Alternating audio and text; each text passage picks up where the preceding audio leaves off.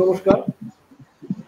ভারতীয় ইতিহাস সংকলন সমিতি করিমগঞ্জ ডিস্ট্রিক্টের পক্ষ থেকে সাপ্তাহিক যে বক্তব্য অনুষ্ঠান আমরা শুরু করেছি তাতে আপনাদের আমন্ত্রণ জানাই। আজকে আমাদের এই বক্তব্য অনুষ্ঠানে যিনি উপস্থিত আছেন তিনি করিমগঞ্জের একজন বিশিষ্ট ব্যবসায়ী এবং সেই সাথে একজন বিশিষ্ট সমাজকর্মী। উনি হচ্ছেন শ্রীযুক্ত অমরেশ রায় মহাশয়। অমরেশ রায় মহাশয়কে পরিচয়ের দরকার পড়ে নাই এটলিস্ট এই করিমগঞ্জের জেলাতে, তবুও ওনাকে আমি পরিচয় করানো আমার উচিত, সেজন্য আমি পরিচয় করিয়ে দিচ্ছি। সমাজকর্মী হিসেবে পরিচিত শ্রীযুক্ত অমরেশ রায় মহাশয় গুয়াহাটি ইউনিভার্সিটি থেকে স্ট্যাটিস্টিক্সে এমএসসি করেন 1992-93 ইংরেজিতে, এবং করিমগঞ্জ কলেজের ছাত্রাবস্থায় তিনি বিদ্যার্থী মোর্চা হয়ে তখন সোশ্যাল সেক্রেটারিরও দায়িত্বভার পালন করেছেন তিনি। উনি আমাদের ইউনিয়ন কোঅপারেটিভ ব্যাংক লিমিটেড আসামের দুবার ইলেক্টেড চেয়ারম্যান, আমাদের লায়ন্স ক্লাব অফ করিমগঞ্জের দুবারের উনি প্রেসিডেন্ট, করিমগঞ্জ জেলা পরিষদের ফর্মাল ভাইস চেয়ারম্যান উনি এর দায়িত্ব পালন করেছেন। শিক্ষাতে আগ্রহ থাকায় Shubhra Gandhi junior college, Pallimangal junior কলেজের উনি ফাউন্ডার প্রেসিডেন্ট, এবং বর্তমানে সবচেয়ে যে গুরুত্বপূর্ণ দায়িত্ব যেটি পালন করছেন সেটি হচ্ছে passenger amenities committee of Indian railway government of India, তিনি একজন সক্রিয় সদস্য। তো আজকে এই বক্তব্য অনুষ্ঠানে ওনার যে বিষয়টি হচ্ছে সেটাও খুব আমাদের এই সমাজেরই একটা দিক উনি তুলে ধরার চেষ্টা করবেন ওনার বক্তব্যের মধ্যে দিয়ে। সেটা হচ্ছে যে তফসিলি উপজাতির সামাজিক এবং অর্থনৈতিক অবস্থা স্বাধীনতার পরবর্তী থেকে এই বরাকভূমিতে কিরকম ছিল তারই একটা ইতিহাস উনি অল্প সময়ের মধ্যে তুলে ধরার চেষ্টা করবেন, এবং আমরা আশা করব যে ওনার বক্তব্যের মধ্যে দিয়ে আমাদের জাতির যে আর্থসামাজিক অবস্থা, যে ইতিহাস রয়েছে স্বাধীনতার পরবর্তী যুগ থেকে, সেটা বরাকভূমিতে সেটা আমরা ওনার বক্তব্যের মধ্যে তুলে ধরবো। তো আমি আমন্ত্রণ জানাচ্ছি শ্রী অমরেশ রায় মহাশয়কে। দাদা নমস্কার। নমস্কার, আপনি আপনার বক্তব্য শুরু করতে পারেন। প্রথমেই ভারতীয় ইতিহাস সংকলন সমিতি করিমগঞ্জ শাখার কর্মকর্তাদেরকে আমি আমার শ্রদ্ধা জ্ঞাপন করছি, এবং বিশেষ করে ডক্টর নীলাঞ্জন দে, উনি এই আলোচনা সভার আয়োজন করেছেন, ওনাকে অশেষ অশেষ ধন্যবাদ। এবং আজকে এই ফেসবুক লাইভে এটা হবে আমার জীবনের প্রথম এক্সপিরিয়েন্স, যেটা সুযোগ করে দিয়েছেন ডক্টর নীলাঞ্জন দে। এবং আজকের যে টপিক যেটা উনি নির্ধারণ করেছেন, এবং এটা অত্যন্ত সময়োপযোগী টপিক, যে socio economic condition of the schedule caste of Barak valley after independence. এবং আমি মনে করি যে এখানে এই বিষয়ের উপরে কথা বলার সুযোগ করে দেওয়ার জন্য আমি সত্যি আজীবন ডক্টর নীলাঞ্জনদের কাছে আমি গর্বিত থাকব। ব্যাপারটা অনেক গভীরে গিয়ে যদি আমরা বক্তব্য উপস্থাপনা করি, তাহলে সর্বভারতীয় প্রেক্ষাপট নিয়ে শিডিউল কাস্ট কমিউনিটি বা তফসিল সমাজের উপরে অনেক কিছু বলা যেতে পারে, কিন্তু যেহেতু বরাক উপত্যকার উপরে সীমিত রাখা হয়েছে, তো আমি বরাক উপত্যকার বর্তমান তফসিল সমাজের আর্থসামাজিক দিকটা তুলে দেওয়ার এই অল্প সময়ের মধ্যে চেষ্টা করছি। এবং আজকে এই ফেসবুক লাইভের যারা দর্শক, সেই দর্শক মন্ডলীকেও আমি আমার শ্রদ্ধা জ্ঞাপন করে আমি আমার বক্তব্যের শুরু করছি। সোশিও ইকোনমিক, আর্থসামাজিক, তো কোন সমাজের কথা বলতে গেলে যখনই সোশিও ইকোনমিক কথাটা আসবে, তাহলে আমরা এই সোশিও ইকোনমিকের সাথে যখন কথা বলতে যাব, তখন আমরা দেখছি যে সোসাইটি এবং ইকোনমি, সোসাইটি এবং ইকোনমি দুটা খুব সম্পর্কিত ওয়ার্ড। সোসাইটি থাকলেই ইকোনমি থাকবে, আর ইকোনমির কথা বলতে গেলেই সোসাইটির কথা বলতে হয়। কিন্তু তফসিল সমাজের সোশিও ইকোনমিক কন্ডিশন স্বাধীনতার পরবর্তী পর্যায়ে আমরা বরাক উপত্যকায় যদি পর্যালোচনা করি, তাহলে প্রথমেই আমরা জনসংখ্যার আধারে যদি আসি, কাছাড় জেলায় তফসিল জাতির জনসংখ্যা প্রায় 12%, স্টেটের সাথে স্টেট অনুপাতে, আর নতুবা যদি খালি ডিস্ট্রিক্টের দেখা যায় তাহলে দেখা যাবে সমগ্র বরাক উপত্যকায় প্রায় 20% তফসিল জাতিভুক্ত মানুষ আছে। করিমগঞ্জে প্রায় সংখ্যা গিয়ে দাঁড়াবে 1,80,000 থেকে 85,000, হাইলাকান্দিতে 85,000 এবং কাছাড় জেলাতে 2 লক্ষর কাছাকাছি আছে।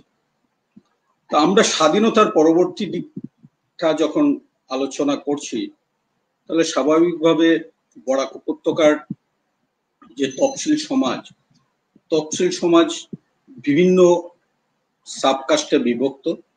সমগ্র ভারতবর্ষে প্রায় 3,000 দলিত সম্প্রদায়, তফসিল সম্প্রদায়ের মানুষ আছেন, 3,000 সম্প্রদায়, এবং 3,000-এর মধ্যে প্রায় সাবকাস্ট প্রায় 25,000 সাবকাস্ট আছে। তাহলে এই যে শিডিউল কাস্ট, আমরা কাস্ট যে শব্দ CAST, সেই শব্দটার উৎপত্তি কোথা থেকে হলো? ভারতবর্ষে তো আগে কাস্ট ছিল না। 1812 খ্রিস্টাব্দে প্রথমেই কাস্টের প্রচলন হয়েছিল ভারতবর্ষে। আর সেই কাস্টটা এসছে স্প্যানিশ এবং পর্তুগিজের একটা ওয়ার্ড কাস্টা থেকে। কাস্টা মিন্স রেস বা ব্রিড। তো সেই কাস্টার থেকে কাস্টের জন্ম। আর সেই কাস্ট ভারতবর্ষে খুব প্রচলিত হয়েছে 1872 ইংরেজির থেকে। আগে বৈদিক যুগে যদি আমরা যাই তাহলে দেখবো তখন ছিল বর্ণ 4টা বর্ণ ছিল। 4টা বর্ণতে ব্রাহ্মণ, ক্ষত্রিয়, বৈশ্য, তারপরে শূদ্র। তো শূদ্র কারা ছিলেন? এবং এই শূদ্র থেকে অফিসিয়ালি তাদেরকে তফসিল নামকরণ যখন করা হয়েছে, তখন থেকে এই সমাজ অনেক জীবনের সংগ্রাম করে করে স্বাধীনতার পরবর্তী পর্যায়ে বরাক উপত্যকায় এসে যদি আমরা দেখি, তাহলে তফসিল সমাজের অবস্থানটা আমাদের এই বরাক উপত্যকায় কোথায় আছে? সব থেকে কনসেন্ট্রেট তফসিল সমাজ আমরা দেখব যদি সনবিলের পাড়ে যাই, সনবিলের চতুর্থ পাড়ে ওখানে বিপুল সংখ্যক তফসিল সমাজের মানুষ বাস করছে। এবং আসামে আমরা দেখেছি তফসিল সমাজের যে মানুষ, তারা 16টা কাস্টে বিভক্ত আছেন। তো 16টার মধ্যে আমাদের বিশেষ করে বরাক উপত্যকায় আমরা দেখেছি কৈবর্ত, নমশূদ্র, পাটনি, রবিদাস, মালাকার, সূত্রধর, এরকম করে 16টা সাবকাস্ট আছে এবং তাদেরকেই আমরা তফসিল জাতিভুক্ত বলি, শিডিউল কাস্ট বলি। অথচ আগে এরা ছিল ক্লাস। স্বাধীনতার আগে যদি দেখি তখন তারা ছিল বর্ণ মানে ক্লাস, আর এই ক্লাসটাকে ডিফাইন করে করে এটা ভারতবর্ষের শিডিউল কাস্ট তফসিল সমাজের তাদেরকে চিহ্নিত করা হয়েছে। যারা সমাজের ব্যাকওয়ার্ড মানুষ যারা ছিলেন, অনেক তাদের জীবিকার উপরে নির্ভর করে যে ক্লাস ছিল, সেই ক্লাসটাকে যখন কাস্টে পরিণত হলো, তখন থেকে আমরা দেখছি যে তফসিল সমাজ তাদের যে ডেমোগ্রাফিক অবস্থান, সেটা যে কোনো দেশের, বিশেষ করে বরাক উপত্যকার এমন কিছু চিহ্নিত জায়গায় তারা বসবাস করছেন, নদী, নালা, খাল, বিল, এবং তাদের জীবিকা আমরা সবাই জানি, অনেকে কৃষিকাজ, মৎস্য পালন, মৎস্য চাষ, এই জীবিকা নিয়ে তারা বেঁচে আছেন। তো আমরা যখনই সোসাইটির কথা বলবো, তখন আমরা কয়েকটা ফ্যাক্টর চলে আসে, যে ফ্যাক্টরগুলো তাদের দৈনন্দিন জীবন, তাদের স্ট্যাটাস, তাদের ডিগনিটি, তাদের আর্থসামাজিক অবস্থা আমরা নির্ধারিত করতে পারি। আর যখনই অর্থনীতির কথা এসে যাবে, তখনই আমরা দেখতে পারবো যে তাদের অর্থনীতিতে তাদের অবস্থান কতটুকু, তাদের কাজের পদ্ধতি কি, তাদের সোশ্যাল স্ট্যাটাস কি পর্যায়ে আছে, তাদের ক্যাপিটাল ফরমেশনে তাদের শেয়ার কতটুকু আছে, কনজামশন লেভেল তারা কতটুকু কনজিউম করতে পারছেন। এই দুইটার সম্মিলনের উপরেই আজকের আমার বক্তব্য। প্রথমে আমি বলতে চাইছি যে তফসিল জাতির প্রথমের যে মানদণ্ড, যেটা এত বেশি পিছনে পড়ে গেছে, তার প্রধান এবং প্রথম যে কারণ সেটা হলো শিক্ষার অভাব। আমরা দেখেছি পৃথিবীতে যে কোনো দেশ অনেক বেশি এগিয়ে গেছে, বা যে দেশ আজকের দিনে ডেভেলপ বা সমগ্র পৃথিবীকে যারা অর্থনীতির ক্ষেত্রে উপরের স্থানে আছে, তাদের প্রথম সমাজকে তারা শিক্ষিত করেছে। কিন্তু তফসিল জাতির, বিশেষ করে বরাক উপত্যকার যদি আমরা পার্সেন্টেজ আমরা বের করি, তাহলে দেখা যাবে যে আসামের শিক্ষার যে পার্সেন্টেজ তা হলো 76% টোটাল এডুকেশনের পার্সেন্টেজ অফ দ্য এডুকেশন। কিন্তু তফসিল সমাজের পার্সেন্টেজ অফ এডুকেশন হলো 56%, আর তার মধ্যে মেল 50%, 67%, আর ফিমেল 18%। তো শিক্ষাকে যদি আমরা এগিয়ে নিয়ে না আসতে পারি, তাহলে এই তফসিল সমাজের মধ্যে যদি শিক্ষার প্রসার এবং প্রচার যদি বেশি করে আমরা না দিতে পারি, তাহলে এই তফসিল সমাজের আর্থসামাজিক পর্যালোচনা করতে গেলে অনেকটা পিছিয়ে যেতে হয়। আজকের দিনে সরকার সেই 1947 ইংরেজির 20শে জানুয়ারি পন্ডিত Jawaharlal Nehru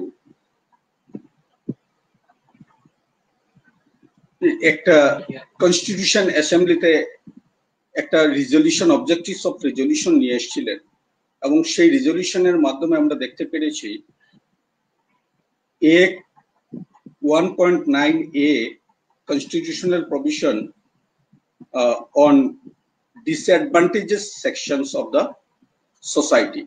Disadvantages section means backward classes. Backward ক্লাসের মধ্যে সবথেকে নিপীড়িত যারা আছেন তারা শিডিউল কাস্ট।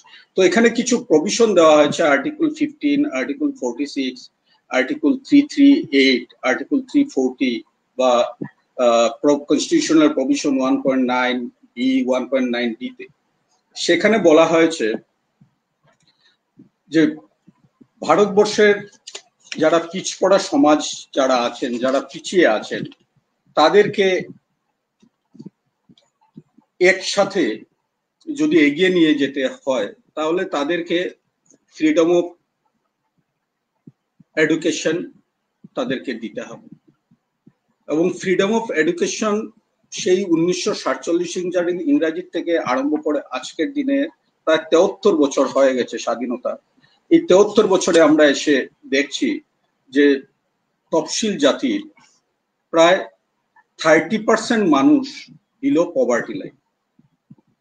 এই বিলো পভার্টি লাইনের মানুষের জীবনযাত্রাকে যখন আমরা খুব কাছে থেকে আমরা অনুধাবন করার চেষ্টা করি, তখন দেখতে পাই তাদের জীবনযাত্রা যতটুকু এগিয়ে যাওয়ার কথা ছিল, সরকার এই 73 বছরে এই তফসিল সমাজকে এগিয়ে নিয়ে যাওয়ার জন্য যত ধরনের অনুদান, সরকারি অনুদান বা সরকারের অনেক স্কিম প্রবর্তন করেছেন, তাতে আমাদের সমাজ কতটুকু এগিয়েছে।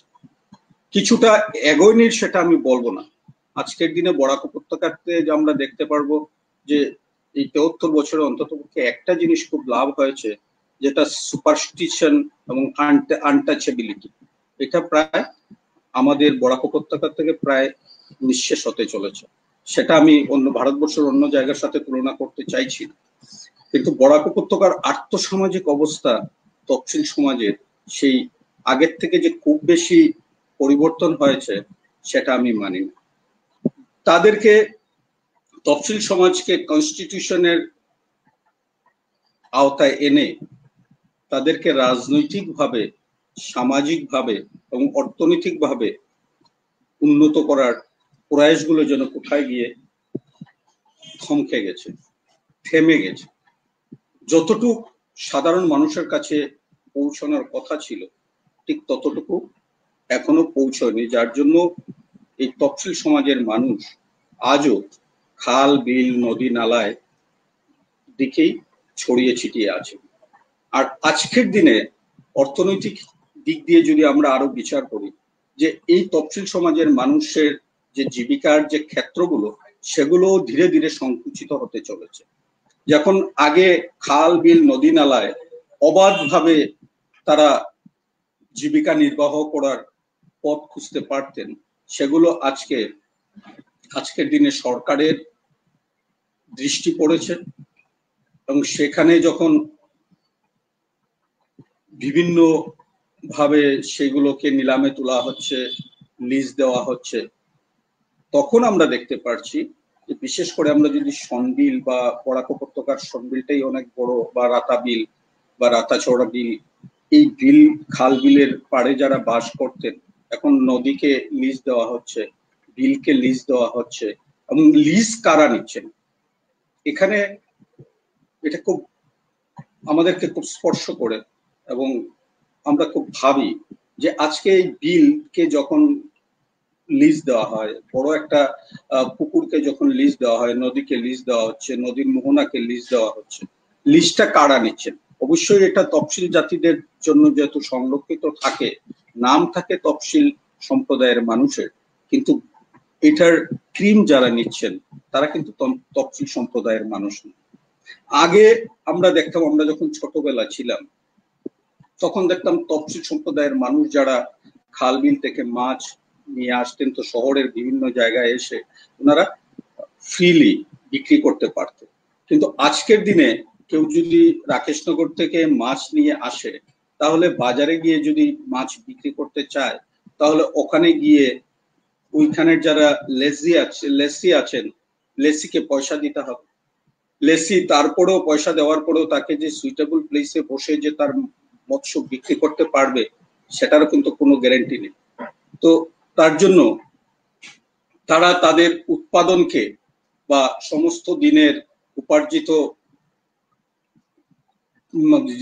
কাইন্ডস গুলোকে নিয়ে যে মানুষের কাছে বিক্রি করার ক্ষেত্রগুলো সংকুচিত হচ্ছে, আর যেটার উপরে ভিত্তি করে ওনারা তাদের জীবিকা নির্বাহ করেন সেগুলো সংকুচিত হচ্ছে, সরকারের নিয়ন্ত্রণে চলে গেছে। কিছু আজকের দিনে সাইন্টিফিক ফার্মিং হচ্ছে, সাইন্টিফিক ফার্মিং যখনই হচ্ছে, ফিশারি হচ্ছে, বা খাল, নালা, নদী নালায় যে সরকারের নির্দেশানুসারে যখন এগুলোকে সরকারের আয়ত্তে নেওয়া যাওয়া হচ্ছে, তখন এই তফসিল সম্প্রদায়ের মানুষ যারা ভূমিহীন মানুষ, তারা আর গিয়ে আগের মতো গিয়ে অবাধে গিয়ে মাছ শিকার করতে পারছেন না এবং জীবিকা নির্বাহ করতে পারছেন না।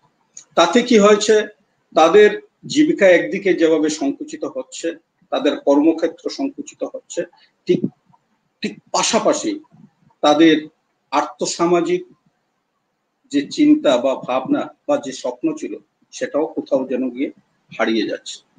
আমার আজকের দিনে খুব ভাবতে অবাক লাগে, আমরা কলকাতাতে জানতাম যে মানুষে টানা রিক্সা, সেটার মানুষ কেন রিক্সা চালাবে, মানুষ নিজে টেনে কেন রিক্সা চালাবে, সেটা বন্ধ করতে হবে। মানে এখানে হিউম্যান রাইটস কমিশন আসছে, অনেক এনজিও এসে বলছে যে মানুষ এরকম করতে পারে না, এটা অমানব। খুব ভালো কথা, আমরাও স্বীকার করি যে এটা বন্ধ করা দরকার। আজকে যান্ত্রিক আমরা সভ্যতার দিকে এগিয়ে যাচ্ছি, 21 শতাব্দীর দিকে আমরা এগিয়ে যাচ্ছি, মানুষ আজকে অনেক এগিয়ে যাচ্ছে।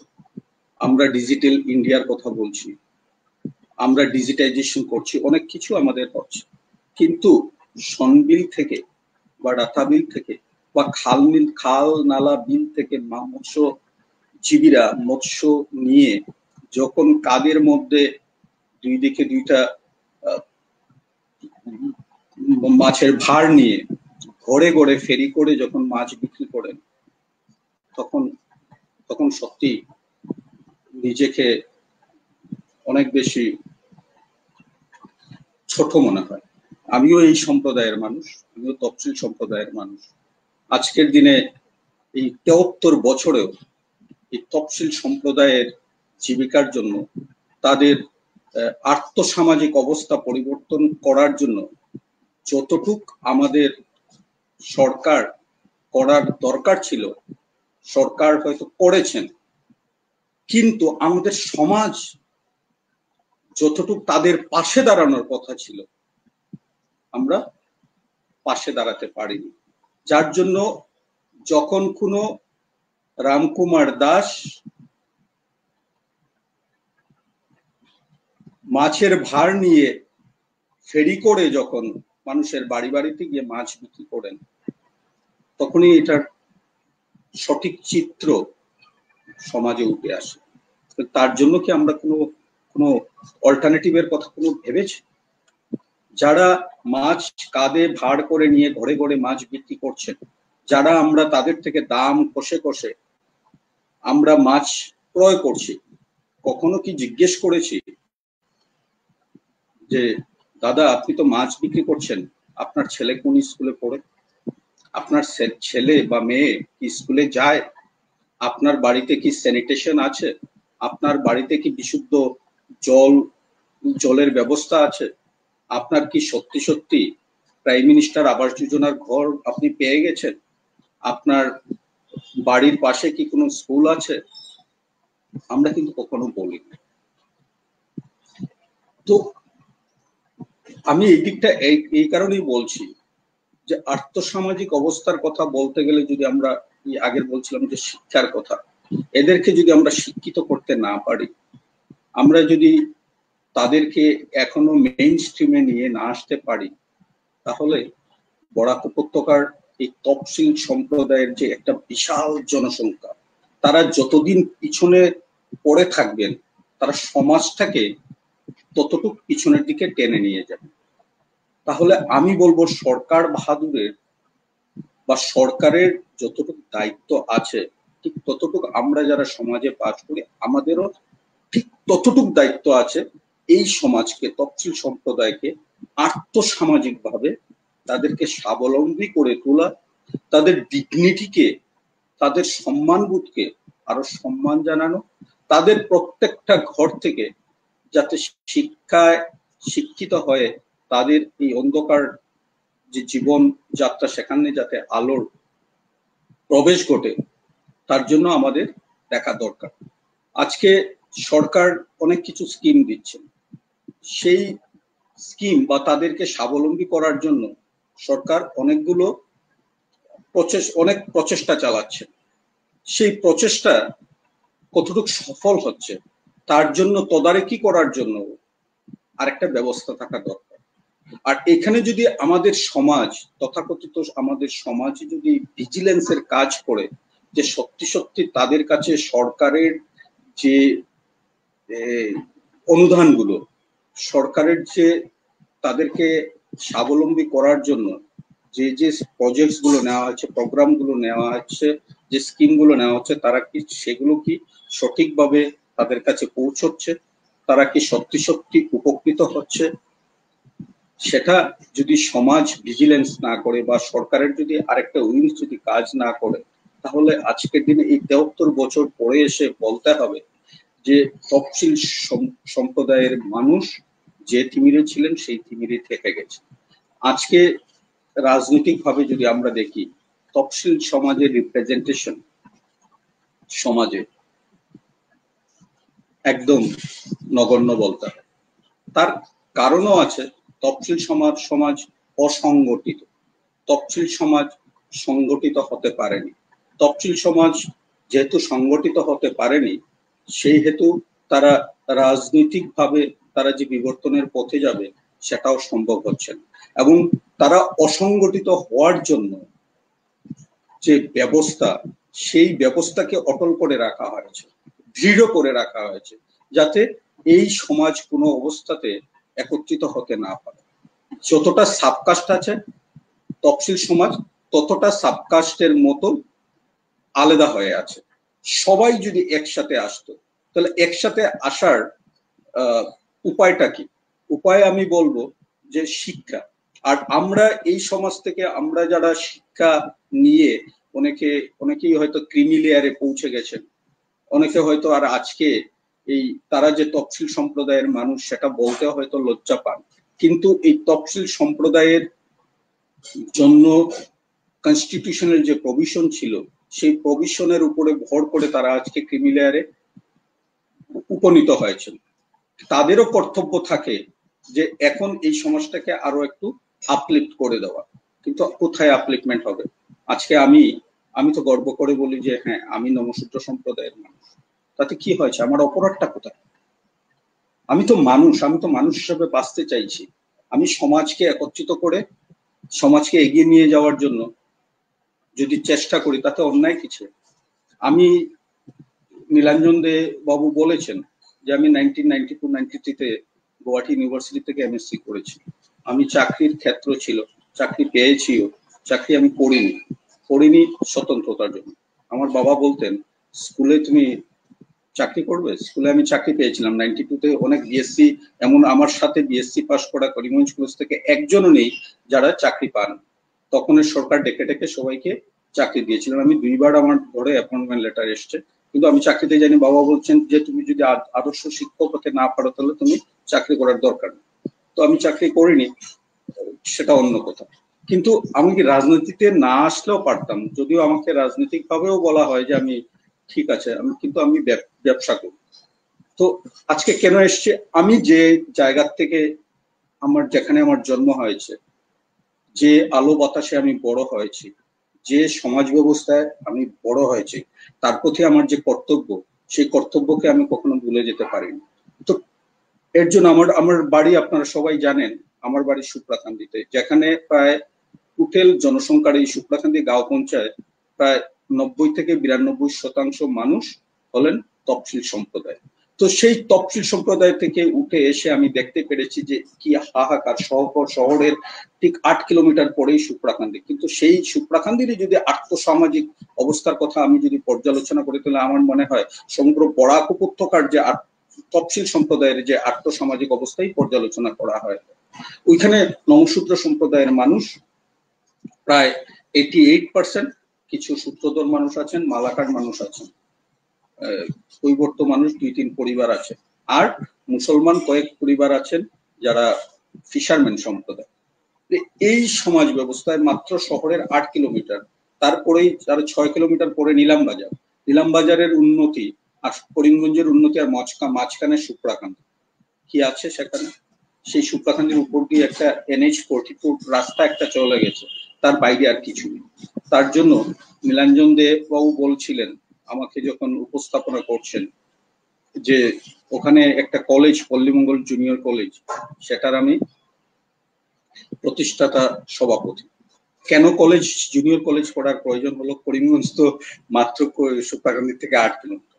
ওখানে জানেন যারা মেট্রিক পাস করে তারপরে যে করিমগঞ্জে এসে কোনো সরকারি কলেজ বা বেসরকারি কলেজে তাদের ছেলে মেয়েদেরকে পড়াবে, তার জন্য যে প্রথম যে ভর্তির ফিস 10,000 টাকা, এখন সরকারি কলেজে হয়তো লাগে না, কিন্তু আসা যাওয়ার জন্য যে প্রত্যেক দিন যে 100 টাকা মা বাবা যে তাদেরকে সাহায্য করবেন, সেটাও তাদের নেই।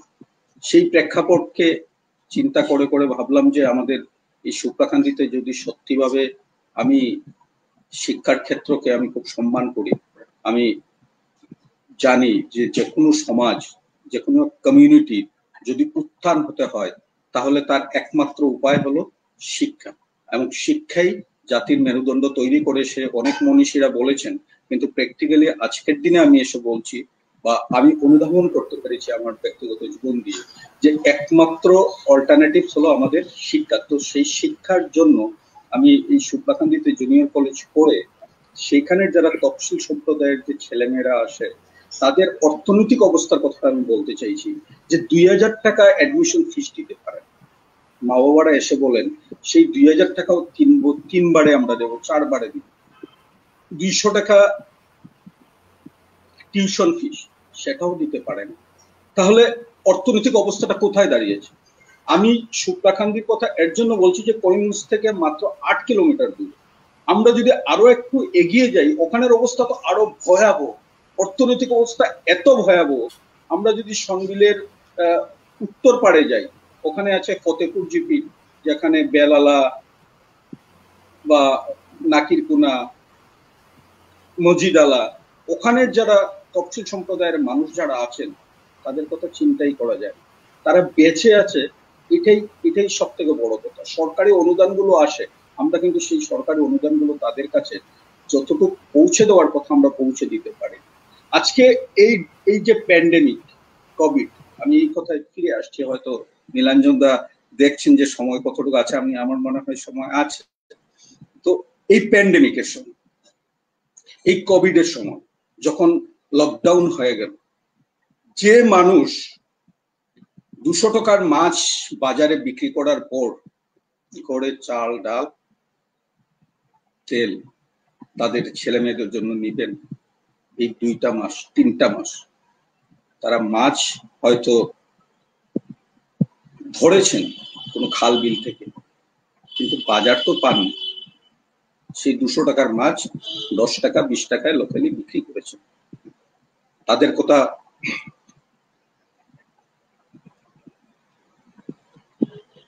যদি আমরা ভাবি তাহলে আমরা সহজেই অনুধাবন করতে পারবো যে সত্যি সত্যি তফসিল সমাজ অনেক বেশি কিছু। সরকার তাদের পাশে যতটুকু দাঁড়িয়েছে স্বাধীনতার এই 73 বছর পর্যন্ত, তাতে অনেক ক্রিমিলিয়ার তৈরি হয়েছে। এটা আমি আবার রিপিট হয়ে গেছে।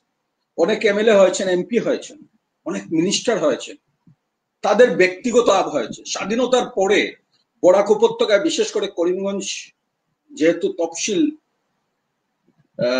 রিজার্ভেশন একটা constituency, Ratabari reservation, Dholai reserve for SC, এই ধলাই, রাতাবাড়ি আর করিমগঞ্জ কনস্টিটুয়েন্সি, এই 73 বছরে এমন কোন ইলেক্টেড রিপ্রেজেন্টেটিভ যে কোনো দলের হোক যে তফসিল সমাজের আর্থসামাজিক উন্নতির জন্য এমন ল্যান্ডমার্ক কোনো কিছু করে গেছেন। তফসিল সম্প্রদায়ের মহিলাদের শিক্ষার জন্য একটা ছাত্রীনিবাস হয়েছে, যেখানে বিনা পয়সায় ছাত্রীরা থেকে পড়াশোনা করতে পারবেন।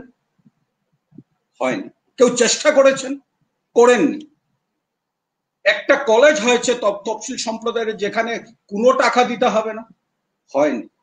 স্কিল ডেভেলপমেন্টের কথা যদি বলি, তফসিল সম্প্রদায়ের, বিশেষ করে তফসিল সম্প্রদায়কে স্কিল ডেভেলপ করার জন্য কোন ইনস্টিটিউশন না ধলাইয়ে হয়েছে, না রাতাবাড়িতে হয়েছে, না করিমগঞ্জ কনস্টিটিউয়েন্সি হয়নি। এই 73 বছরে এমন কেউ কোনো প্রতিষ্ঠান খাড়া করতে পারেননি যে তফসিল সম্প্রদায় বুকে হাত দিয়ে বলতে পারবে যে আমাদের জন্য কিছু করা হয়েছে, আমরা ওখান থেকে মানুষ হতে পারবো। হ্যাঁ, হয়েছে।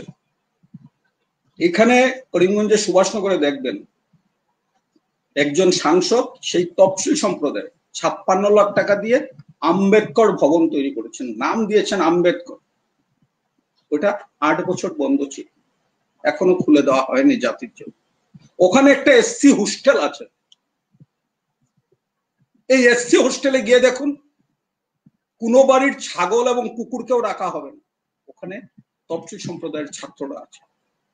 তাহলে আমাদের নির্বাচিত প্রতিনিধিরা যে দলেরই হোক তাদের কথা বাদ দিলাম, তাদের হয়তো পলিটিক্যাল কম্পালশন আছে। সমাজ, সেখানে যে সমাজ, সুভাষনগরের চতুর্পাশে যে সমাজ আছেন, যারা সুচিন্তক আছেন, যারা বুদ্ধিজীবীরা আছেন, তারা বা অন্যান্য যে বিভিন্ন সংগঠন আছেন, কেউ কি একবার বলেছেন যে তোমরা যে তফসিল সম্প্রদায়ের ছেলেরা বা মেয়েরা আছো, তোমরা কিভাবে আছো? তোমরা এই কোভিড এর সময় একবেলা কি খাওয়া পেয়েছো? তোমরা কি খেতে পেরেছো? তোমাদের কাছে কি চাল ডাল কেনার পয়সা আছে? আমিও যাইনি, আমি অনুভব করি, সত্যি বলছি।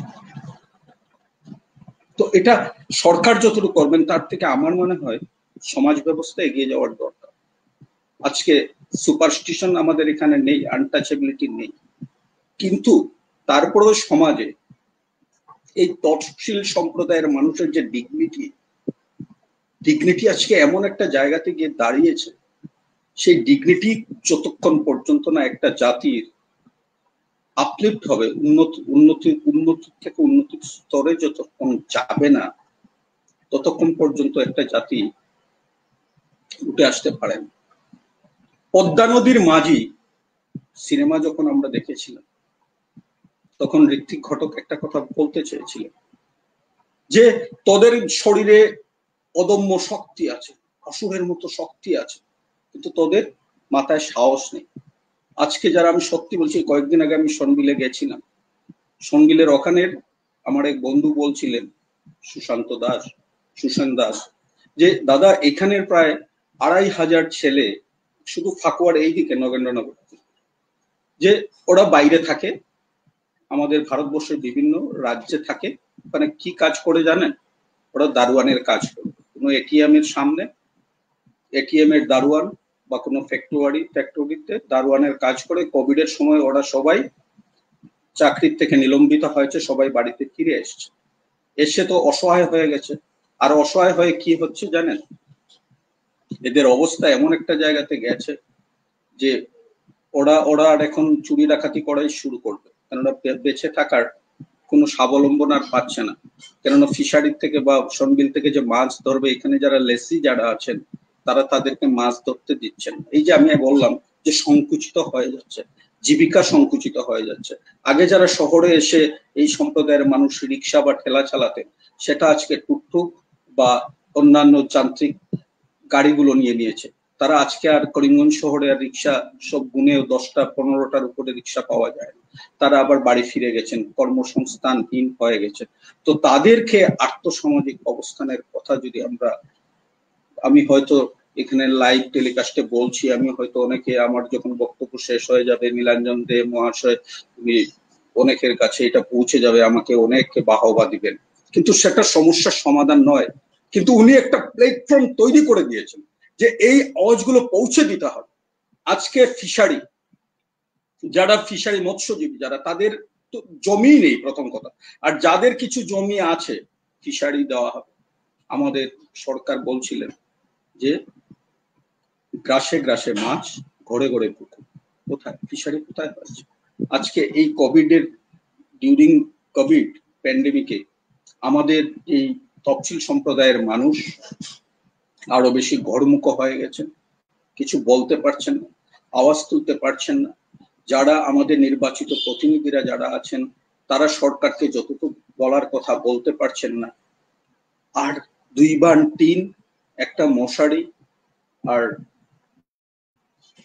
এই ব্ল্যাঙ্কেট কম্বল দিয়ে এসসি সম্প্রদায়কে এমন ভাবে আবৃত্ত করে রাখা হয়েছে, তারা সেই আবৃত্ত থেকে বেরিয়ে আসতে পারছে না। তারা যেন তফসিল সম্প্রদায় যেন বুঝে নিয়েছে যে এইটাই আমাদের অবস্থান, এই জায়গাতেই আমাদেরকে থাকতে হবে, আমরা গণ্ডির বাইরে বেরোতে পারবো না। আর আমাদেরকে সময় সময় বিভিন্নভাবে প্ররোচনা দেওয়া হবে এবং আমাদেরকে যতটুকু এক্সপ্লয়েট করার কথা, exploitation, the way of the exploitation is continuous process, এটা কন্টিনিউয়াস আছে। এদেরকে সভ্য সমাজে নিয়ে আসার জন্য, এদেরকে সভ্য করার জন্য, এদেরকে শিক্ষায় দীক্ষায় উন্নত করে তাদেরকে স্বাবলম্বী করার জন্য যতটুকু প্রয়াস থাকার কথা এই 73 বছরে এখনো হয়। এখনো তফসিল সম্প্রদায়ের টুটেল যারা আমরা এখন প্রপার্টি ইরাডিকেশনের জন্য আমরা আমাদের সরকার কাজ করছেন বা আমরা কাজ করছি, আমরা সবাই মিলে কাজ করছি প্রপার্টি ইরাডিকেশন। তো যারা টোটাল সম্প্রদায়ের এই 30% মানুষ till today is the below poverty level, তাদের IEAOY prime minister Awas Yojana তাদের কাছে পৌঁছে দেওয়ার জন্য সরকারের যে ব্যবস্থা, সেই ব্যবস্থা যদি কার্যকরী হয়, তারা যখন ঘর পেয়ে যাবে তখন খাওয়ার কথা চিন্তা করবে। আজকে স্যানিটাইজেশনের ব্যবস্থা করা হয়েছে, আমরা বলছি বা আমাদের করিমগঞ্জ জেলার যদি আমরা তথ্য নেই, বরাক উপত্যকার তথ্য নেই, দেখা যাবে 88% স্যানিটেশন হয়ে গেছে। কিন্তু প্র্যাকটিক্যালি যদি আমরা গিয়ে দেখি স্যানিটেশন কত পার্সেন্ট হয়েছে, 50% হয়েছে। আওয়াজটা উঠাবে কার? আজকে যারা আওয়াজ উঠাবে, যারা বলবে, তাদেরকে কোনোভাবে রাজনৈতিক ভাবে হোক, সামাজিক ভাবে হোক, তাদেরকে কোণঠাসা করে রাখা হয়েছে। আর আমি সেই ডক্টর আম্বেদকর এর 5টা সূত্র আছে, এটা আমি একদম আমার end of my speech I will tell Nilanjan da lastly বলবো। ওখানের একটা কথা হলো যে you need not to compromise your dignity for any reason. আর আমার বেঁচে থাকার, এগিয়ে যাওয়ার এবং প্রত্যেকজন তফসিল সম্প্রদায়ের মানুষের সেটাই মন্ত্র হওয়া উচিত যে we will not compromise for any reason our dignity. It is our assets. With the help of these assets we have to go further. এবং আমাদের যে কথা, এই কথাগুলো উঠিয়ে নেওয়ার জন্য আমরা ভকেল হলেও হবে না, গোটা সমাজ যদি আমাদের সাথে একত্রিত হয়ে যদি কথা বলে যে হ্যাঁ, এই তফসিল সম্প্রদায়কে এগিয়ে নিয়ে যেতে হবে, এদেরকে মেইন স্ট্রিমে আনতে হবে, তাহলে যে সমাজে পরিবর্তন ইজ পসিবল। আমরা দেখছি এই কয়েক বছর আগেও আনটাচেবিলিটি আমাদের এখনো সমাজে আছে, কিন্তু এতটা নেই হয়তো, কিন্তু আছে, এখনো গ্রামে গঞ্জে আছে। এখনো কিছু কিছু ক্ষেত্রে গেলে আমরা দেখি বা আমরা দেখতে পাই বা আমাদের অনেক বন্ধু বান্ধব এসে বলতে থাকেন, এটা সামাজিক ক্ষেত্রে বলছি, যে আমরা আমাদের দেওয়া ফলমূল অন্য সম্প্রদায়ের মানুষ ভোজন করতে পারে, কিন্তু এই তফসিল সম্প্রদায় যখন রান্না করে কিছু পরিবেশন করবে, অনেকেই খাবেন না। তো this is also hatredness. These activities also stricken, এবং এখান থেকে কি হয়, ডিগনিটির অভাব ঘটে যায়। তাতে কি হয়, এই তফসিল সম্প্রদায়ের মানুষের মধ্যে যে মাথার মধ্যে যে ক্রিয়াগুলো হচ্ছে, যে আমরা জন্মগতভাবেই ব্যাকওয়ার্ড এবং আমাদের উত্তরণের কোনো আর রাস্তা নেই। আমি বলছি না আছে, সেটা আমাদের সংবিধান প্রণেতা ডক্টর বি.আর. আম্বেদকর দেখিয়ে গেছেন, উনি আমাদের জন্য প্রভিশন রেখে গেছেন। মানলাম আমাদের সমাজের কিছু মধ্যভোগী মানুষ সেটাকে নিজের মতো করে ওনারা সমাজের অনেক উঁচু স্তরে পৌঁছে গেছেন। তার মানে এইটা নয় যে একদম নিচু স্তরের মানুষ যারা এখনো যারা নিচে একদম সমাজের শেষ প্রান্তে পড়ে আছেন, তাদের বাঁচার অধিকার খর্ব হয়ে গেছে, মোটেই নয়। সেখানে একটা আলো দেখিয়ে গেছেন পণ্ডিত দীনদয়াল উপাধ্যায়। পণ্ডিত দীনদয়াল উপাধ্যায় ওনার একাত্ম মানবতাবাদে যে অন্তর্দয়ের উদয়, অন্তের উদয়, এই যে কথাটা, আর এই কথাটাকে সামনে রেখে আমাদের বর্তমান সরকার, রাজ্য সরকার, কেন্দ্র সরকার যে কাজ করে যাচ্ছে, সেখানে একটা আশার আলো আমরা দেখতে পাচ্ছি। যে অন্তের উদয় হওয়ার জন্য পণ্ডিত দীনদয়াল উপাধ্যায়জি যে মার্গদর্শন করে গেছেন, সেই লাইনে আজকে আমাদের ভারতবর্ষের রাজনীতি পরিচালিত হচ্ছে। হয়তো একটু সময় লাগবে,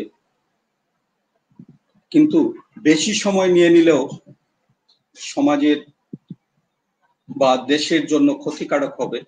এটাকে আরো ত্বরান্বিত করার জন্য, অন্তের উদয় হওয়ার জন্য, আর বিশেষ করে অন্ত কারা আজকের দিনে সমাজে, এই তফসিল সম্প্রদায় বা দলিত সম্প্রদায়, অর্থনৈতিকভাবে যারা ব্যাকওয়ার্ড আছেন তাদেরও উদয় হওয়ার দরকার।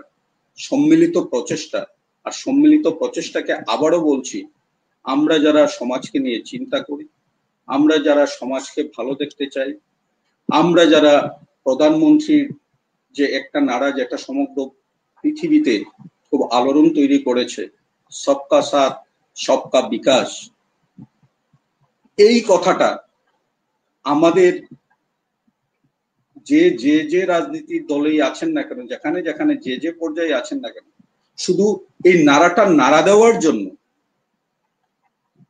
ইউজ না করে প্র্যাকটিক্যালি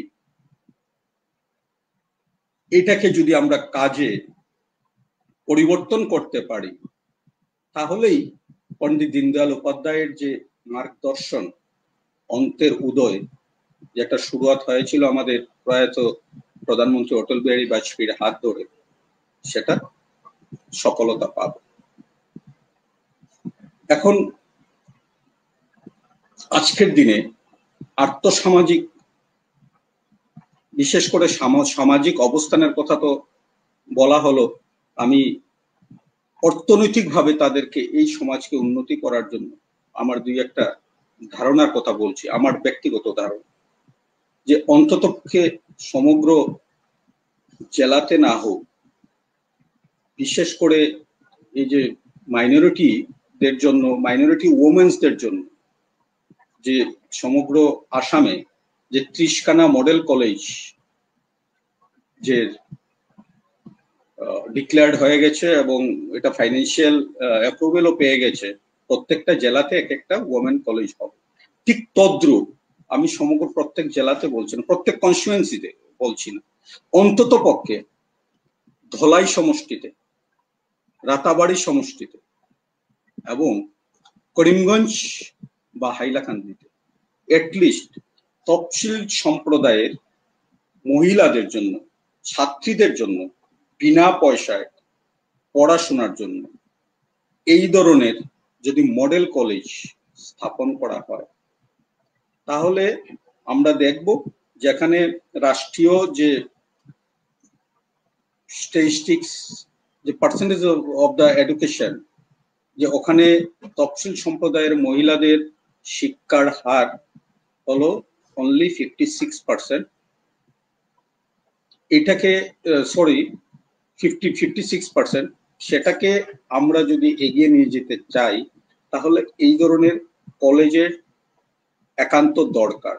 আজকে রাতাবাড়ি সমষ্টির কথা যদি আমরা বলি, ধলাই সমষ্টির কথা বলি, করিমগঞ্জের কথা বলি, কাছাড়ের আরো বিভিন্ন অঞ্চলের কথা বলি, সেখানে আমরা গিয়ে দেখব বিশেষ করে তফসিল সম্প্রদায় অঞ্চলে যে স্কুল আছে, কলেজের কথা বাদ দিলাম, সেই স্কুলে যে টোটাল যে এনরোলমেন্ট আছে, সেই এনরোলমেন্টের অনুযায়ী যতজন শিক্ষক থাকার কথা ততজন শিক্ষক নেই। আমি দাবি করে বলতে পারি ততজন শিক্ষক নেই। যতটুক বিল্ডিং এর বা আবাসিক ক্ষেত্র থাকার দরকার ছিল ততটুক নেই। কারণ কি, ওই সমাজ, ওই আবার ওইদিকে ঘুরে যেতে হবে যে এই সমাজে দেখতে পারছে না, সমাজের ভয় জুটাতে পারছে না, সমাজ এই কথাগুলো ঊর্ধ্বতন কর্তৃপক্ষের কাছে গিয়ে পৌঁছে দিতে পারছে না, রাজনৈতিকভাবে মোটিভেট করতে পারছে না। আর যারা রাজনৈতিকভাবে মোটিভেট করতে চাইছেন তাদের কথাও কতটুকু পৌঁছবে, এই ক্ষেত্রগুলো না সব মিলিয়ে স্বাধীনতার 72-73 বছর পর এই সমাজ ব্যবস্থায় তফসিল সমাজ অনেক বেশি পিছিয়ে গেছে, যতটুকু এগিয়ে আসার কথা ছিল। আমি যদি এখন সর্বভারতীয় ক্ষেত্রে বলি, তাহলে আমরা দেখতে পারি যে কাশিরাম, তার আগের যে কয়েকজন আছেন কংগ্রেসের, তাদের পরে ভারতবর্ষের তফসিল সম্প্রদায়ের এমন কোন রাষ্ট্রীয় নেতা কিন্তু তৈরি হয়। রাজ্যিক পর্যায়ের কথা বাদই দিলাম, তো তৈরি কেন হচ্ছে না? তাহলে কি তফসিল সম্প্রদায়ের মধ্যে কোনো স্কিল নেই? অবশ্যই আছে। ক্ষেত্র কেউ এসে আমাকে দিবে না, আমাকে কেউ এনে ঘর থেকে আজকের দিনে কেউ ইনভাইট করে নিয়ে যাবে না যে আপনি আসুন, আপনি এটা করুন, আপনাকে এই করতে হবে সেই করতে হবে, সেটা করবে না, আমাদেরকে করতে হবে। কিন্তু একটা আশার আলো আমরা দেখতে পাচ্ছি যে এই বরাক উপত্যকায় সমাজ ব্যবস্থার মধ্যে যতটুকু শিক্ষার প্রবর্তন হয়েছে, তাদেরকে আমরা যদি সামাজিকভাবে রাজনৈতিকভাবে সুসংগঠিত করতে পারি, তাদের যদি আমরা এই সামাজিক চেতনাগুলো তাদের মধ্যে তুলে দিতে পারি, তাহলে এই সমাজ একদিন মেইন স্ট্রিমের সাথে মিশে যাবে এবং মেইন স্ট্রিমের সাথে মিশে গিয়ে টোটাল রাষ্ট্র নির্মাণে ভাগ নিতে পারবে। এখানে আমি আরেকটা কথা উপস্থাপনা করতে চাই। আমাদেরকে নিয়ে আরেকটা কথা প্রচলিত আছে, যেটা আমার খুব আশ্চর্য লেগেছিল। আমি দিল্লিতে তখন ন্যাশনাল এসসি মোর্চার ন্যাশনাল কমিটির মেম্বার, এক্সিকিউটিভ মেম্বার। তো আমি আমাদের দিল্লিতে অফিসে যখন গেছি, গিয়ে আমাদের যিনি রাষ্ট্রীয় এসসি মোর্চার সভাপতি ছিলেন ডক্টর সঞ্জয় পাসওয়ান, ওনার চেম্বারে যখন গেলাম, তখন গিয়ে দেখছি ওনার ওখানে তিনখানা ফটো লাগানো আছে। একজন ডক্টর বি.আর. আম্বেদকর, একজন জগজীবন রাম, চারখানা ফটো, আরেকজন কাশিরাম, আরেকটা ফটো আমি চিনতে পারিনি। তো আমি কি বললাম যে अध्यक्ष जी ये किसका फोटो? अरे ये नहीं आप पहचानता?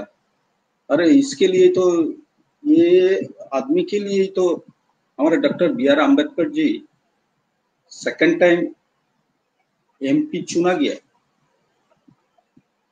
ये तो आप लोग का उधर का आदमी है, पहला लॉ मिनिस्टर। मैं बोलলাম কে বলুন না। আমি তখনও দেখিনি, আমি কোনোদিন এই ফটো দেখিনি বলে, যোগেন্দ্রনাথ মন্ডল। তো এইখানে আমি দেখেছি বিভিন্ন পত্রপত্রিকায় যোগেন্দ্রনাথ মন্ডল নিয়ে একটা বিরূপ ধারণা মানুষের মধ্যে আছে।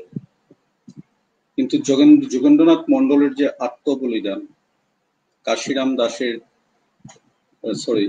কুশীন্দ্রনাথ নমশূদ্র, কুশীন্দ্র দাস এবং আরো যারা আমাদের এই বরাক উপত্যকার সমাজ ব্যবস্থায় যারা তফসিল সমাজ নিয়ে অনেক কাজ করেছেন, অনেক চিন্তা করেছেন, যাদেরকে পরিচিতি ঘটিয়েছেন, তাদেরকেও আমরা, তাদের জীবনীও আমাদেরকে পড়তে হবে। আর সমাজের মধ্যে একটা বিরূপ প্রতিক্রিয়ার ভাব তৈরি করে সমাজকে আরো বিরূপে করার, আরো পিছনে নিয়ে যাওয়ার যারা যে প্রয়াস, সেটাকে বন্ধ করতে হবে। তো আমি যোগেন্দ্র মন্ডলের কথা এর জন্য বললাম যে যোগেন্দ্র মন্ডলের যে অবদান, তখন হরিচাঁদ গুরুচাঁদ ঠাকুরের যে অবদান, যখন এই তফসিল সম্প্রদায়কে চন্ডাল বলা হতো, এই চন্ডাল থেকে যখন মহাত্মা গান্ধীর প্রচেষ্টায় তাদেরকে হরিজন বলা হলো, এই যে প্রচেষ্টা অহর্নিশ চলছে, এই 1812 খ্রিস্টাব্দ থেকে শুরু করে আজকের দিনে 2020 খ্রিস্টাব্দে এই যে অনন্ত যাত্রা, এই যাত্রা পথে যারা যারা এই সমাজের না থেকেও এই সমাজকে এগিয়ে নিয়ে যাওয়ার জন্য ডক্টর বি.আর. আম্বেদকরের পাশে দাঁড়িয়েছিলেন, কাশিরাম মহাশয়ের পাশে দাঁড়িয়েছিলেন, জগজীবন রাম এর পাশে দাঁড়িয়েছিলেন, যোগেন্দ্র মন্ডলের পাশে দাঁড়িয়েছিলেন, বা কুশীন্দ্র নমশূদ্রের পাশে দাঁড়িয়েছিলেন, সুবল দাস মহাশয়ের পাশে দাঁড়িয়েছিলেন, তাদেরকে আমরা সবসময় স্মরণে রাখতে হবে। সেই মহাত্মা গান্ধী থেকে শুরু করে শেষ অবধি এই সমাজ ব্যবস্থায় যতটুক আলোড়িত হওয়ার কথা ছিল, যতটুক পাশে দাঁড়ানোর কথা ছিল, কোনো কারণে হয়তো আমাদের দোষে হোক বা টোটাল সমাজ ব্যবস্থায় হোক, রাজনৈতিক অব্যবস্থায় হোক বা ব্যবস্থায় হোক, পাশে থেকে যারা নেতৃত্ব দিয়েছেন এই সমাজের না হয়েও তারা আমাদের কাছে চির নমস্য। এবং আজকের দিনে এই তফসিল সম্প্রদায়ের এজ এ হোল আর্থসামাজিক অবস্থার উন্নতি করতে হলে গোটা সমাজ, irrespective of caste, religion, community, irrespective of political party, total সমাজ ব্যবস্থাকে এগিয়ে না আসলে আমাদের এই সনবিলের পাড় থেকে বা তফসিল জাতিভুক্ত এরিয়ার থেকে যারা জীবিকার কাজে করিমগঞ্জে আসছেন এবং অমানবিকতার চাপ নিয়ে আবার বাড়িতে ফিরছেন, আবার দৈনন্দিন জীবনযাত্রায় যারা অভ্যস্ত হয়ে গেছেন, তাদের প্রতি গোটা সমাজ যতদিন না এগিয়ে আসবে, একমাত্র একজন কাশিরাম দাস, একজন জগজীবন রাম, একজন বি.আর. আম্বেদকর, একজন যোগেন্দ্র মন্ডল করে এই সমাজ ব্যবস্থাকে বা এই সমাজকে এগিয়ে নিয়ে যাওয়া যাবে না। আমি আমার বক্তব্যের নীলাঞ্জনটা প্রায় শেষ পর্যায়ে আসতে চাইছি।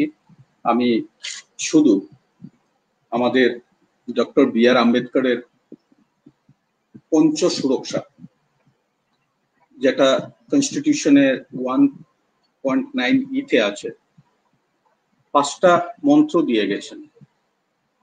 এই 5টা মন্ত্র হলো যেটা সমগ্র তফসিল সম্প্রদায়কে আলোর দিশা দেখায়, তফসিল সম্প্রদায়কে মাথা উঁচু করে এই টোটাল রাষ্ট্র নির্মাণে এগিয়ে যেতে সাহায্য করে।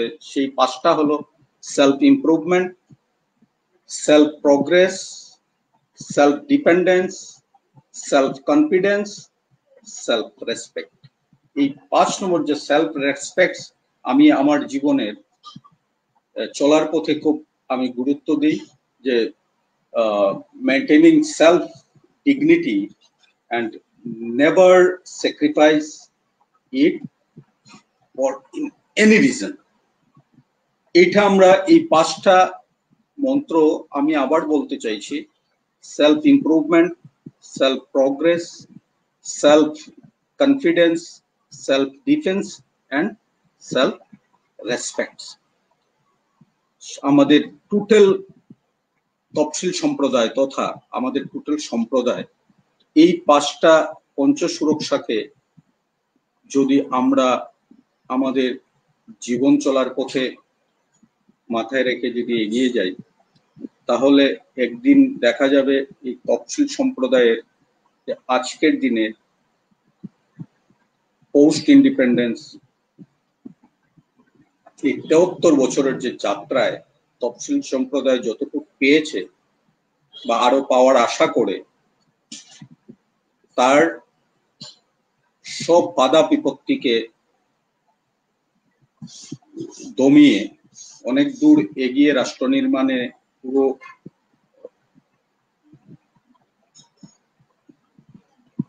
একাত্ম হতে পারবে।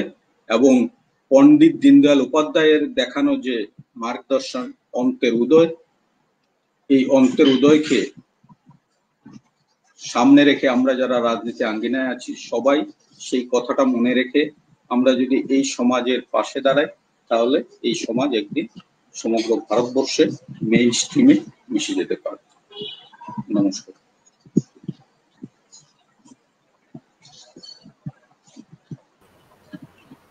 নমস্কার দাদা, আপনার এই বহুমূল্যবান বক্তব্য রাখার জন্য। আপনি যে কয়েকটা দিক আমাদের সামনে তুলে ধরেছেন, সেই দিকগুলো সত্যিই খুব দরকারি। কারণ একটা জিনিস আমরা বুঝি যে ইতিহাসের ছাত্র হিসাবে, যে বর্তমানে যা যা আমরা সমাজে বা অর্থনৈতিক জীবনে বা সামাজিক জীবনে আমরা যা আজকে দেখতে পাই, সেটা আসলে আমাদের ইতিহাসেরই একটা রূপ বলা যায়। কারণ ইতিহাসে আজকে যেটা চলছে সেটা নিশ্চয়ই আগামী দিনে ইতিহাস হয়ে যাবে। সুতরাং আজকের দিনের যে আপনি যে তফসিলি জাতির সমাজ ব্যবস্থা এবং আর্থসামাজিক ব্যবস্থার কথা আমাদের সামনে তুলে ধরেছেন, সেই দিকটা আসলে ভারতবর্ষের একটা দীর্ঘ ইতিহাসেরই একটা রূপান্তর বা একটা পরিণতি আপনি বলতে পারেন এটাকে। কারণ আমরা ইতিহাসের ছাত্র হিসেবে এই জিনিসগুলো খুব ভালো দেখতে পাই যে প্রায় 600 বছরের সেই গোলামি এবং সেই সাথে পরবর্তী সময় যে আমাদের মধ্যে বিশেষ করে 1901-এর, আমি জাস্ট শুধু কালকেই আমি বিদ্যাসাগরের একটা সিনেমা দেখছিলাম, পুরনো বাংলা সিনেমা। সেখানে আমরা ওই ব্যবস্থাগুলি দেখতে পাচ্ছিলাম এই জায়গাগুলোতে। তো আপনি যেভাবে বর্তমান যে বরাক ভ্যালির যে চিত্রটা তুলে ধরেছেন, আমি বরাক ভ্যালির কথাই বলবো, যে স্বাধীনতার পরবর্তী যে বরাক ভ্যালির যে চিত্রটা, সেটা আসলে সেই 1901 বা সেই আমাদের যে শিক্ষা ব্যবস্থার যে একটা গলতি, যেটা জারি রূপ, যেটা যার হয়তো একটা ভীষণ রূপ আমরা আজকে পরিলক্ষিত করতে পারছি। তাই আপনি প্রথম যে পয়েন্টটা আপনি তুলেছেন সেটা হচ্ছে যে শিক্ষার প্রয়োজনীয়তা। আমাদের শিক্ষার প্রয়োজনীয়তা, সেটাই সবচেয়ে বড় আমাদের হাতিয়ার হতে পারে আমাদের সমাজকে একত্রিত করা। কারণ স্বাধীনতার পরবর্তী সময় পর্যন্ত আমাদের যে শিক্ষা ব্যবস্থা, যেটা ব্রিটিশরা যেটা চালিয়ে এসেছিল, সেই শিক্ষা ব্যবস্থাই আমরা অনুরূপভাবে চলছি। তো ব্রিটিশরা আমাদের সমাজের মধ্যে যে নিজেদের মধ্যে, বিশেষ করে সনাতনী সম্প্রদায় যারা আছি আমরা, আমাদের সেই হিন্দু সম্প্রদায়ের মধ্যে যে, যেহেতু তফসিলি সম্প্রদায়টা হিন্দু সম্প্রদায়ের মধ্যেই অন্তর্ভুক্ত বিশেষ করে, সেই জন্য আমি হিন্দু সম্প্রদায়ের কথা বলবো, যে হিন্দু সম্প্রদায়ের মধ্যে ফাটল ধরানোর যে প্রচেষ্টা, যেটা মুঘল যুগ কিংবা পরবর্তী সময়ে যে ব্রিটিশরা তার শিক্ষা ব্যবস্থার মাধ্যমে চালিয়ে গেছিল, সেটা কিন্তু স্বাধীনতার পরবর্তী সময়ে কিন্তু সেটা আমরা কিন্তু ঠিক করতে পারিনি। এবং বি আর আম্বেদকর সাহেব বহুবার চেষ্টা করেও হয়তো কোনো বিশেষ কারণে, আজকে আমি বলবো রাজনৈতিক উইল ছিল না সেই সময় হয়তো না, বি আর আম্বেদকরও কিন্তু আলটিমেটলি সফল হতে পারেননি শিক্ষা ব্যবস্থার ক্ষেত্রে এই জিনিসগুলো তুলে ধরা। সেই জন্য হয়তো আজকের দিনেও আমরা, আপনি যেটা তুলে ধরেছিলেন যে আজকে আমরা যে সমাজের মধ্যে শিডিউল কাস্ট বলে যখন আমরা বলি, পরিচয় দিই, তখন আমাদের নাকের মধ্যে একটা, বা আমাদের নিজের মধ্যে একটা জাতপাতের একটা ব্যাপার আমাদের মধ্যে চলে আসে, হয়তো আমাদের শিক্ষার অভাবেই একটা বড় কারণ। আর তাছাড়া আপনি একটা বড় দিক উল্লেখ করেছেন, যেটা আমি নিজে এখন ইন্টারেস্টেড এই ব্যাপার জন্য, সেটা হচ্ছে যোগেন্দ্রচন্দ্র মন্ডলের ব্যাপারে। কারণ আমরা ইতিহাসের একটা দিক আমরা জানি যে যোগেন্দ্রচন্দ্র মন্ডল ছিলেন মুসলিম লীগের অন্তর্ভুক্ত একজন মানুষ, এবং তিনি পরবর্তী সময়ে বাংলার একটা বিশেষ ভূমিকা, এবং একজন বিশেষ করে আমি দেখছিলাম এখানে যে তিনি একজন কমেন্টস করছিলেন যোগেন্দ্রচন্দ্র মন্ডলের ব্যাপারে জানার জন্য। কিন্তু আপনি যে দিকটা তুলে ধরেছেন সেই দিকটা হয়তো অনেকেরই জানা নেই, আমারও জানা নেই। সেটা আপনি কিন্তু একটা নতুন দিক আপনি উন্মোচন করলেন আমাদের সামনে, যে যোগেন্দ্রচন্দ্র মন্ডলের দ্বারা যে আমরাও যে জানতে পারবো যে আসলেই আমাদের মধ্যে সেই ঘৃণা ভাব থেকেই কি সমাজের মধ্যে সেই হিংসার ভাবটা বা যে প্রতিহিংসার ভাবটা জন্মেছিল, নাকি অন্য কোনো কিছু, সেটা একটা কিন্তু এখানে ইতিহাসকে নিয়ে আসা হয়নি, সত্যি কথাটাকে মানুষের সামনে যোগেন্দ্র মন্ডলের যে স্যাক্রিফাইস, যে আন্দোলন, যে সংগ্রাম, বা উনি যখন রিজাইন করেছেন, রেজিগনেশন দিয়েছিলেন ল মিনিস্টার থেকে, ওনার যে রেজিগনেশনের যে লেটারটা, সেটাই যদি কেউ যদি ইতিহাস হিসাবে তুলে আনে, এটাই এনাফ, আর কিছু লাগবে। ওইটাই পড়েছি লাস্টেরটা, কিন্তু আমার মনে হয় আরো আমরা যদি আরো জানতে পারি, এবং এইটা একটা দিক আপনি উন্মোচন করেছেন বলে আপনাকে ধন্যবাদ ইতিহাস সংকলনের পক্ষ থেকে। আর আমরা আশা করব যে আমাদের সমাজের মধ্যে যে আপনি যে 5টা যে পয়েন্ট বলেছেন, সেটার মধ্যে সেলফ রেসপেক্ট বলে যে জিনিসটা, যেটার উপরে আমি সবচেয়ে বেশি জোর দিয়েছেন, যার উপরে সেটা আমাদের মধ্যে জেগে উঠবে।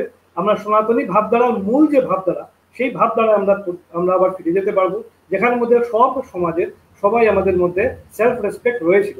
একটা সময় আমাদের মধ্যে সেলফ রেসপেক্ট ছিল, যেটা আমাদের মধ্যে একটা বিভিন্ন কারণে চলে গেছে।